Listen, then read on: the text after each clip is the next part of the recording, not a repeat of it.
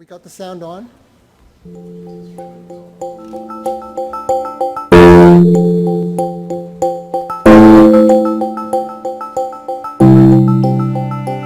I don't expect my cancer to come back. It's a new chapter in my life. I guess there is a sense of being a child, being a teen again. So there are times when I do feel free. I don't think I could ever fully go back to what it was like before. Bren was 7 years old and I was only 11, so we both were just kids, right? I had no clue. I heard the cancer word, I was just like, what is that? Okay, maybe I'm gonna see him tomorrow.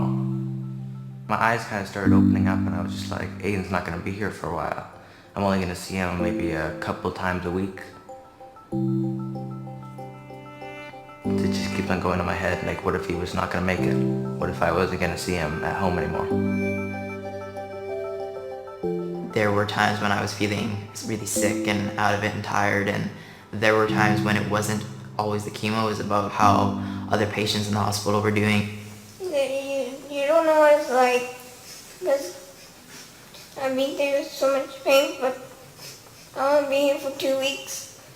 They'll be here for 6 months, you say? And I was sad that there were other patients and there were other children that were younger than me going through cancers that were harder than mine. Basically from that point on I was like, why don't I try to get through it and then hopefully come back, help out. That's what I've basically been trying to do since I finished treatment.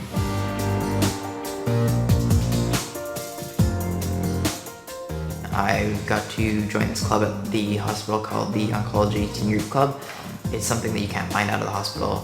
As a survivor, I'm still part of the teen group. There's still a lot of support that I can give to them and they can give to me, because there's an understanding that treatment isn't over when you're a survivor. There's still an emotional side of things. You have friends that are going through it, friends that aren't gonna make it through it, and that becomes a reality for you. It's not just over. Brooke was a friend of mine that I met in the hospital, and she became basically a sister to me. Brooke was definitely the closest friend that I had that I lost. The day before she passed away, I did get to see her in the hospital, and I did get to hold her hand, talk to her, and say goodbye, and tell her I loved her one last time. And I don't believe that you can accept something like that. You have to, I guess, learn to cope with it more. Before, I felt like cancer was something that was rare, that one in a ton of kids would be diagnosed, but it's not rare, and there's a lot of kids in oncology, children that are going through what you went through, and pain that is unexplainable. I want to be able to give back to those that have helped me in the hospital, that have made it so that I can go out there and be active and just live my life again. It's a really good feeling that I could just go home and do something with my brother now. Without Children's Hospital, my brother wouldn't be here, so I'm eternally grateful for them being there. I'm looking forward to staying connected to the hospital because it's been such a big part, giving back and pursuing the dreams that I have, and being able to do that because of BCCH Hospital.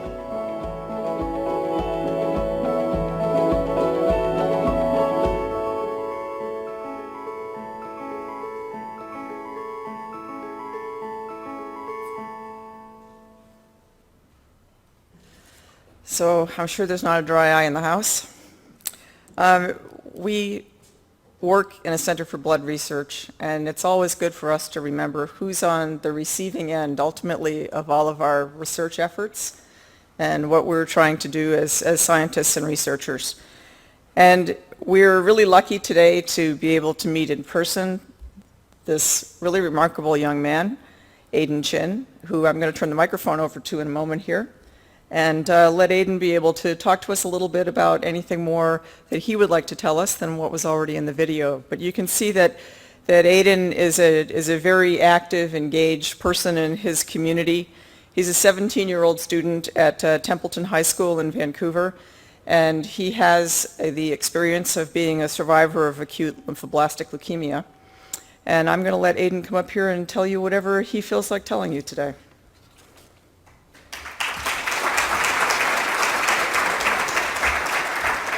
Thank you.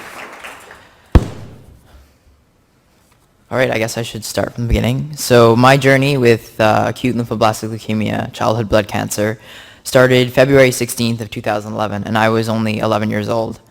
The days before I was diagnosed, I was playing Just Dance with my cousins. I was being active, playing with my brother, and I was that average 11-year-old kid that just had a lot of energy. A few days before I was diagnosed, I started to feel really tired, really sick, and I thought, okay, maybe I just have a small cold or flu. And I ended up going to sleep and waking up the next morning feeling like, okay, I'm good, I'm feeling all right. And by the time I had gotten out of my bed, I felt like I had gone from 100 to 0 in just a split second. And I was like, okay, something's not too great here. I ended up going to school a couple days later, and all my friends were saying that I looked really pale and green, and I felt really nauseous, and they said, you should probably go home. And I remember I called my family, and I was like, I want to go see the doctor. And growing up, I was always so afraid of needles, so afraid of a doctor and that kind of stuff. And so for their child that's 11 years old to tell their parents, hey, Mom, Dad, I want to go see the doctor, I'm really not feeling well, was kind of like a red sign for my parents. When I was told by my doctor that I was diagnosed, he asked me if I had any questions, and my first two questions were, is there a cure? And all right, let's get through this. That's how I looked at it from the very beginning.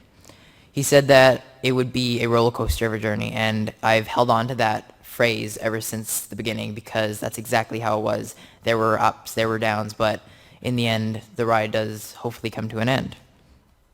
In the beginning, I had a few months of intensive treatment, which meant that I was staying at the hospital overnight for weeks, and then it went from there to about going to the hospital for about 5 hours, 5 days a week. And then during the summer, I went for high-dose methotrexate, which was this huge 2-liter bag of this yellow chemotherapy that I would have to get pumped through me, and then I have to go to the washroom every 2 hours to get it out of me because it would have to go in, it had to kill off as much cancer cells as it could, and then it had to get out of me because it was so strong. I had radiation done to my brain because if my cancer were to come back, it would come back in my brain. So I had cranial radiation, which to do that, they had to take this layer of plastic and dip it in this really warm water and stretch across my face. And after a few seconds, it hardened. And then I had to go in every other day for about 2 weeks. And they would take this mask and bolt it down to this table and then leave me in this room. And then this radiation would happen. And it was only about 30 seconds. And it would smell like a little bit like eggs. It was kind of stinky. And it wasn't that bad, but we did it because we didn't want for the cancer to come back. Through the intensive months of treatment, I had about 12 blood transfusions consisting of red blood cells, platelets, and plasma cells, so that's the whole mix of it. And 12 transfusions isn't that many compared to, I know a lot of other friends that have had over 50, over 100 different transfusions because they need it. And it helps us so much because it gives us this energy and helps us feel a lot more healthier so that we can get through the treatment and get the treatment that we need to get through it.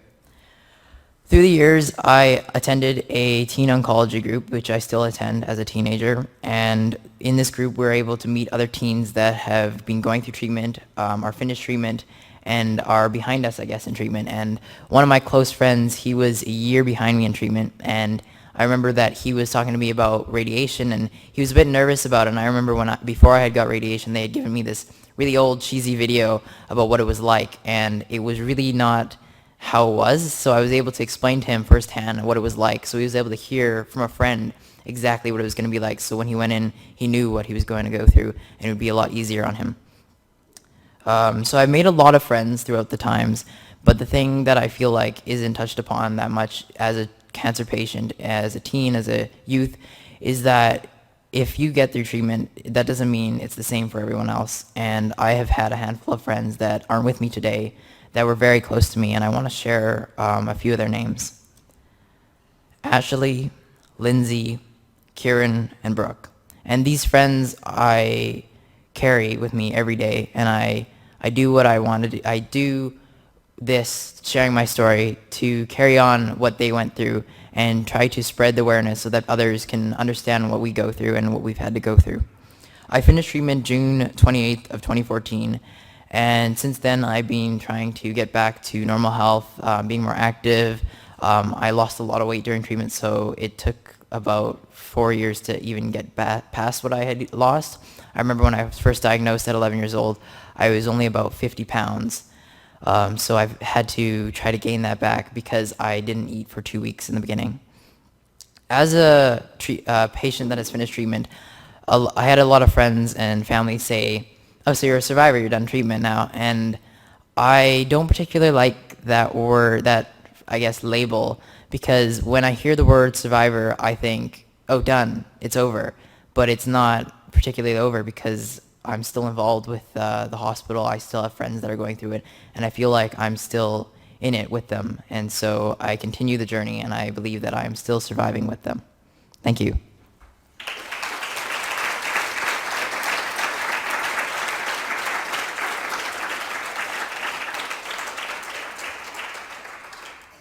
I think if people have a question or two for you, I'm sure that you'd be okay to answer them. Mm-hmm.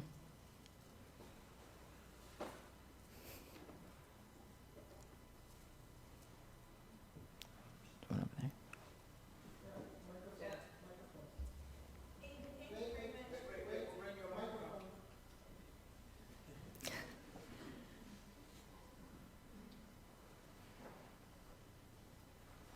There you go. Aidan, thank you very much for your presentation. It just really touched me. I work for Canadian Blood Services, and one question I've always wanted to ask someone who's been transfused, what does it feel like to be transfused? Well, I guess, so before you get your transfusion, it's usually when you're really not doing well, your energy's really low. You basically just feel like laying around and not doing anything.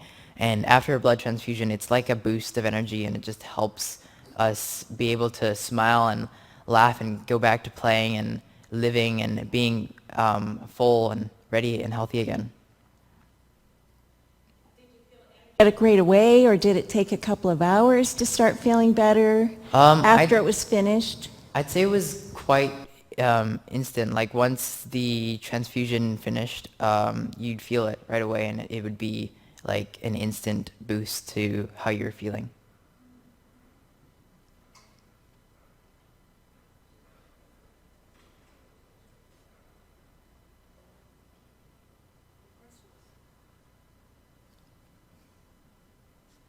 We really appreciate you sharing your story with us. It's really great.